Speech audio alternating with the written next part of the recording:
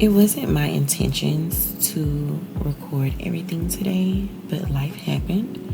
And I've promised myself to make a commitment to being transparent and not perfect with my journey. And I can honestly say these aren't the soft life moments I imagined sharing with you guys, but being real and being honest. Becoming that girl means being an it girl, even on hard days, even when you're tired, even when your brain is overworked.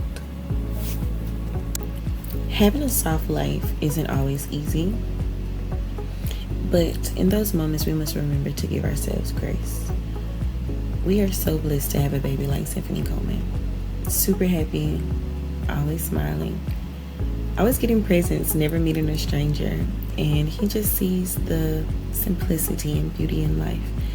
And I always say that I should take a page out of his book. Everyone was so excited to see True in his Michelangelo costume. Everyone was like, oh. So he wanted to show you guys his mask, his costume, and tell everyone how strong and brave he was going to be today. And on the other hand, Mom was falling apart. Admissions was so grueling with the crying, the screaming, having to relive everything from 18 months until now. It was very draining. It made me super emotional, and I was just ready to get it all over with. After they got all of his probes on, he was not happy. He cried himself to sleep, and that tantrum lasted a good little minute.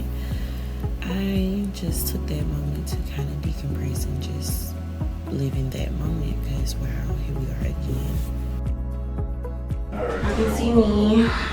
Mommy is a tired girl. Tired indeed. Right. Hey y'all. I love you too, baby.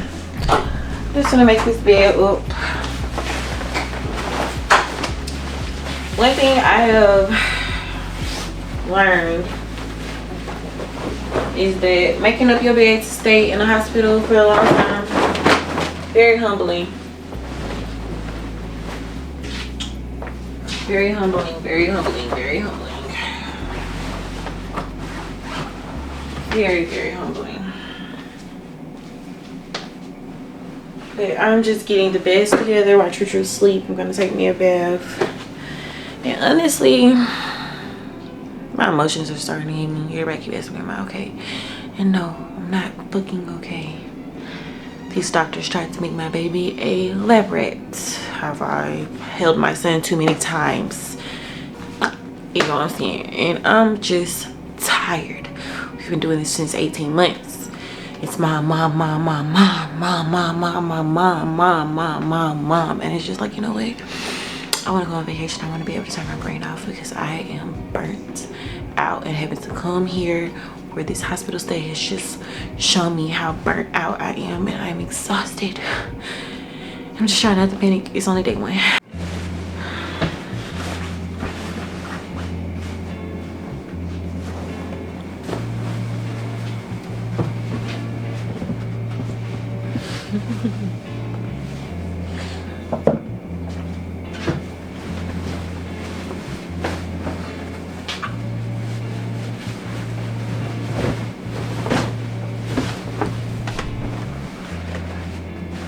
Now, me and my husband have to sleep on this. And if you know my husband, Patrick is a tall boy.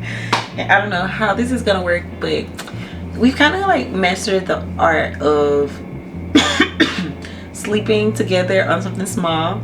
And like everybody knows that we stayed in the shelter, and in the shelter the beds are not big.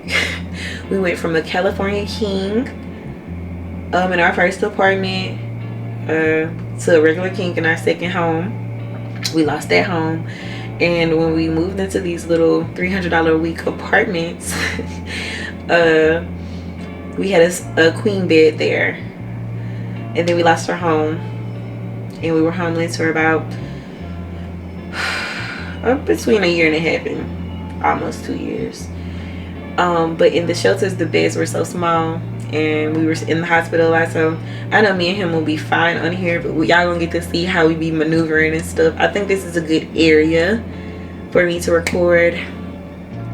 So I'm about to get my clothes out. Now that I got this done, I'm about to get my clothes out.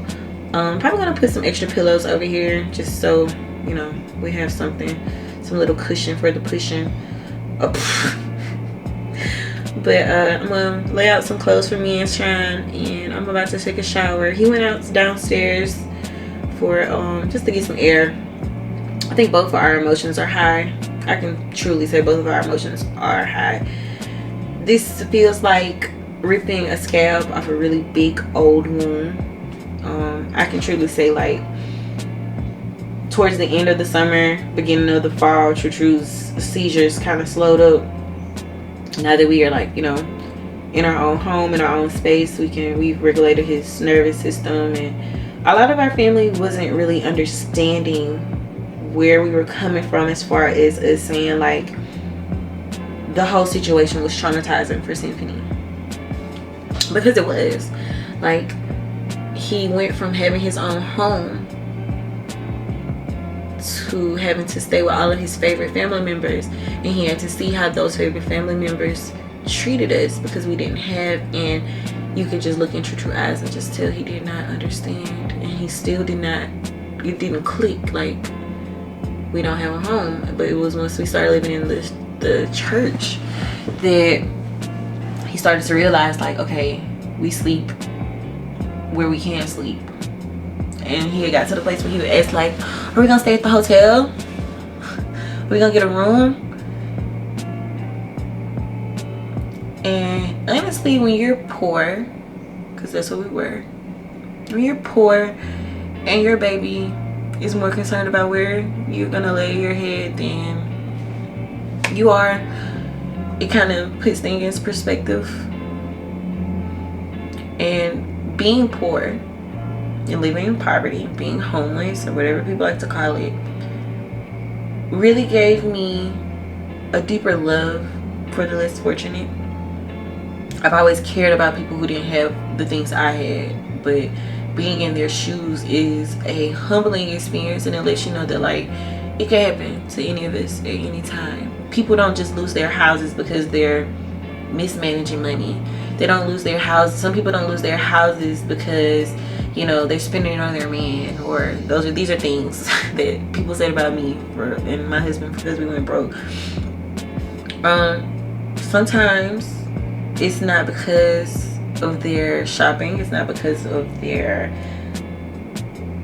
addictions. Sometimes it's because your child is too sick for you to even let them go to their grandparents' house while you go work a shift. Sometimes your child is so sick that you have to close your books after 8 years of doing hair. You have to close your books and crack down on who can come get their hair done. If they have grade school children, you have to just take extra precautions, and it really hurt my business, and it hurt my husband because he got a great job on the boat, and 2 days later he had to resign to come be a full-time caretaker for my son. People do not understand